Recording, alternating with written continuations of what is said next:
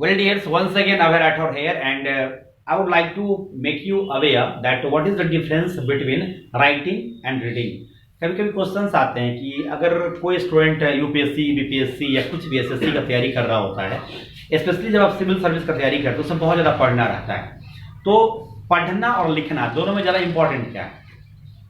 ठीक है ना। सबसे पहले ये समझ लीजिए, आप लोग आराम से सुनिए कि देखो, पढ़ना जो है ना, पढ़ने के लिए कोई बहुत ज़्यादा तैयारी की जरूरत नहीं होती।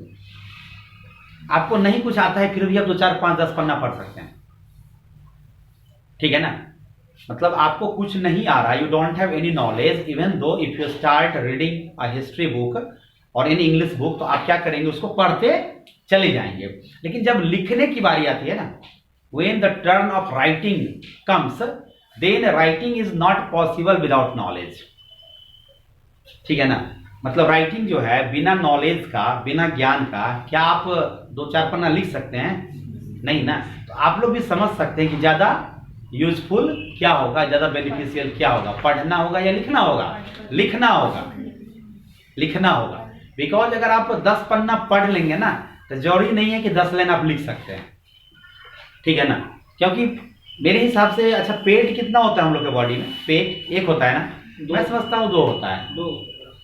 दो मैं एक अलग तरीके से बताता हूँ। एक पेट तो जो सामने होता है, ठीक है ना, और एक पेट, ये भी पेट ही है, ये माथा, ये जो माइंड है ना, ये भी एक पेट ही समझो।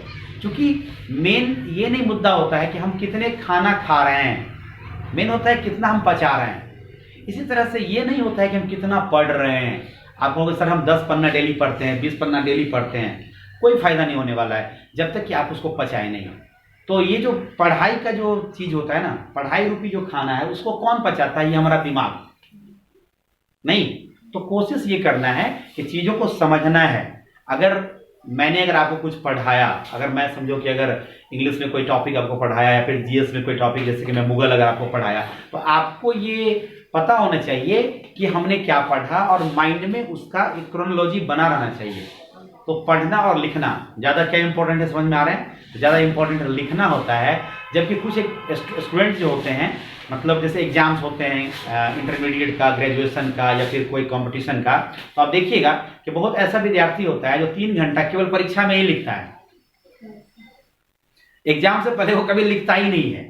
इसलिए कोशिश क्या करना है कि खूब लिखें, लेकिन लिखेंगे तभी जब आपके माइंड में कुछ आइडिया रहेगा। तो आइडिया के लिए पढ़ना जरूरी है। उसके बाद एक कंटेंट बना करके उसको टॉपिक वाइज हमने क्या क्या पढ़ा वो रखना जरूरी है। और एक और क्वेश्चन आता है कि सर हम कैसे याद रखें? नहीं, हाउ टू रिमेंबर। तो जब आप कुछ पढ़ते हैं, when you start reading something, तो पढ़िए, कहानी आपको पूरा पता होना चाहिए, ठीक है ना। याद केवल प्रॉपर नाउन को करना है। प्रॉपर नाउन हिंदी में क्या कहते हैं? व्यक्तिवाचक संज्ञा।